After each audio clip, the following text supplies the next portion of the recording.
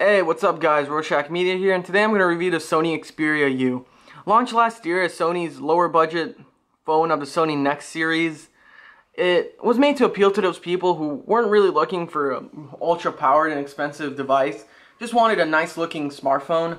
So that's the type of people it appeals to. It costs around $180, $200 right now, which is a really good price, and it's unlocked GSM, so you can use it with any carrier, AT&T, T-Mobile, any GSM carrier, shall I say. I'm using it with AT&T personally, so I'm going to review this device with ice cream sandwich. Most reviews I've seen have been with gingerbread, and if you buy the device, it comes with gingerbread out of the box, so you can update it through the update center from Sony. So first, let's talk about the design. And the design of this phone is quite nice, actually. You got a 3.5-inch display, which is quite small. We'll get more into that later. Front-facing camera, says Sony right here. So you got all the standard Sony style. You got this bottom piece, which has been on most of Sony's Next series phones, like the Sony Xperia S, P, and a bunch of those. You know, they go through a lot of letters. You got this band down here, which houses the antenna, and also lights up, depending on what color you have it set to. So right now I think it's purple. So it's lighting up as purple, which is really cool. Next thing is the buttons. You got, on the right side, are all accessible through your thumb without having to move a lot. You got the power button, the volume up and down, and the camera, which is awesome because I love that Sony has camera buttons, even on a phone like this. On the left side, you have just a mini USB charging port, and on top you have a 3.5mm headphone jack. Now, the back plate does come off, just like that, where it houses the removable battery. Now there's no expandable memory. It only comes with 8 GB, 4 usable to the user, 2 for apps, and 2 for the phone. So very little memory and no expandable memory, which is something I would like to have seen. Now right here you got a SIM card slot. It comes with an adapter if you're using a mini SIM, and if you're not, you can just stick in your standard SIM size right in there. And overall, one thing you notice is right here, the buttons are actually part of the case itself. So without the case, you can't access the buttons down here. So to snap it back on, you just kind of put it on like this, and it doesn't feel cheap at all. It's quite nice, not flimsy like maybe some Samsung devices, you know, people complain a lot about. It feels very nice. It doesn't feel cheap at all. Holding the device in your hands, just sturdy. Very nice. Not like some other Sony phones before, Sony Ericsson shall I say, where they used to try out these like interchangeable things and it was just really cheaply built. Now let's talk about the display. Now it's a 3.5-inch display, so it is quite small. Its resolution is under 1080p, obviously, under 720p, sorry, it's 480i. Sorry, I was thinking about the Sony Xperia's T, I don't even know why. But 480i, and it still looks really nice. Because the screen is so small, the colors really pop. It looks sharp. When web browsing, the text is pretty clear. You're gonna have to zoom in a bit, but it's pretty clear. I'll show more of that later. You do have the Sony Xperia mobile Bravia engine, sorry. So it enhances colors when you're looking at pictures and stuff. And I didn't really notice it on this device as much as I did on other Sony devices like the T or Ion, where you really notice that mobile Bravia engine kick in. Right here, it's not as big of an effect. It is running ice cream sandwich, like I said. So just show ice cream sandwich. Yay! Now on the bottom here, you got 3 buttons or touch buttons.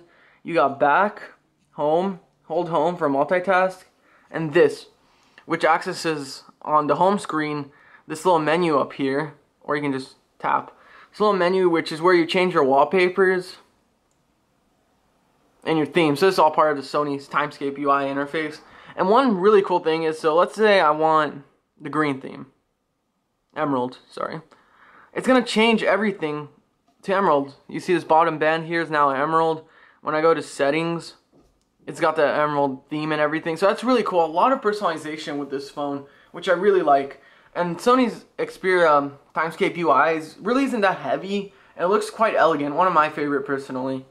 Now, on the home screen you have 5 pages, and you cannot add more and you can't take off. It's kind of like stock. when you pinch out, you're given this little widget overview.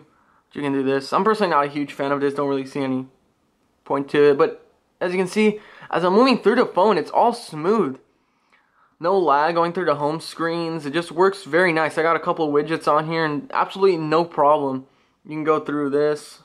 Just no problem. The device is snappy through all this. And you know, people getting this are most likely going to use it for the standard things, not really, you know, to run Mass Effect infiltration and stuff like that on it. It comes with all the Sony apps out of the box, really.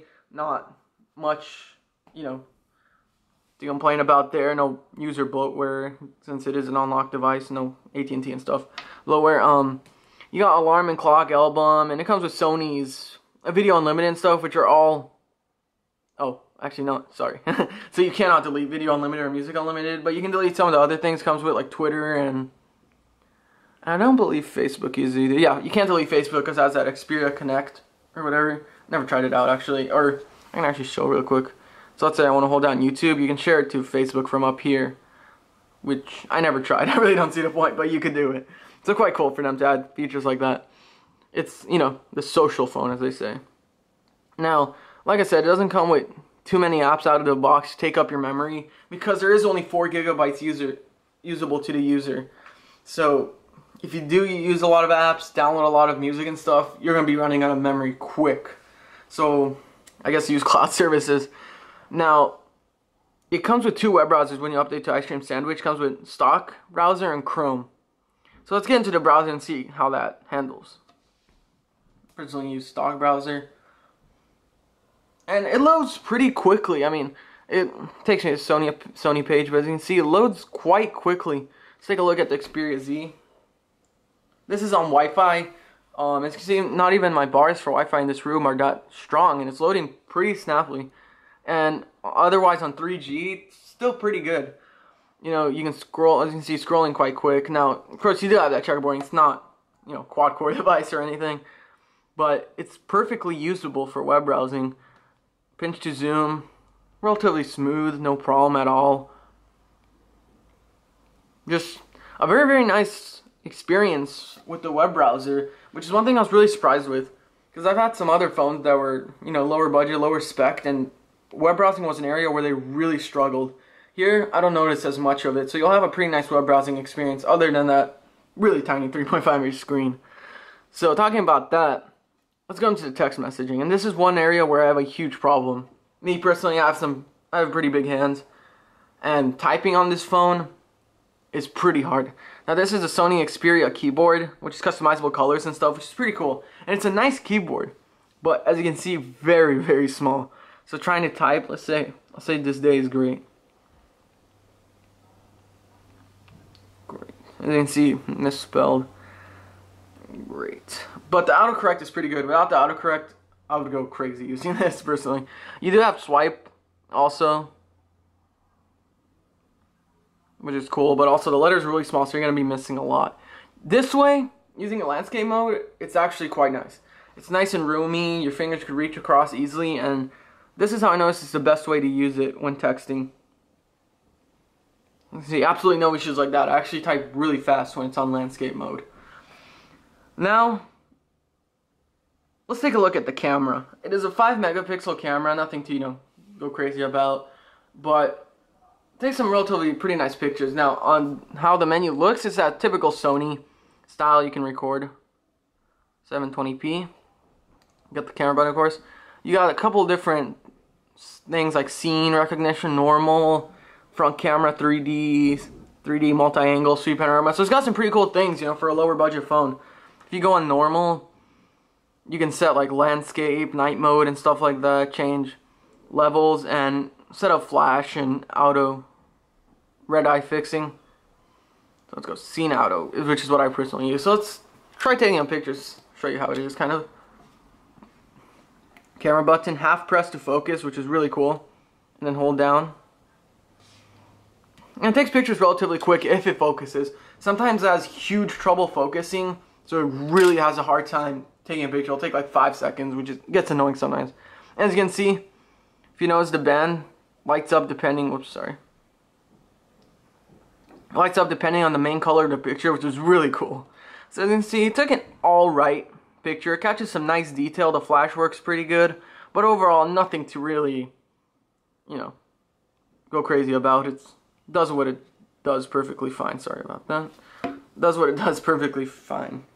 Now, what about gaming experience? Personally, I don't have a game download right now. Sorry about that. But I did play Temple Run 2 on it, and that ran perfectly fine. Now, running a, you know, more advanced game, like Need for Speed Most Wanted, I had some problems. It would lag a bit. The frame rate would dip, which is expected, you know. It's not made to be used for such things as that. Let's quickly run a benchmark. Just to show you basically where this device comes in quadrant standard. So here, let's let this finish. I'm going to talk a little bit about the battery and phone quality, calling quality, sorry. So overall calls have been really good. The person on the other side hears me perfectly. I hear them perfectly. Great sound, great speakerphone. No problem with that whatsoever. Even at AT&T, like dead spots like my house, it works really well. Now, battery-wise, it's alright. I expected a bit better. Now, it manages through a day of, like, let's say listening to some music on Spotify, checking Facebook, Instagram, and stuff like that, web browsing a bit, Flipboard. So it lasts through the day, but by the end of the day, I'll have maybe like 10% battery. So that's really not that good, you know. If I was a really heavy user right now with this device personally, because this isn't my daily driver, but if it was, it would die within half the day most likely. So the battery is extremely disappointing, and you know, I understand it's a smaller device, but you should, if you're really going to use it a lot, you should have that swappable, since it is swappable, which is quite cool. But yeah, the battery has not been that great. Let's quickly let this finish.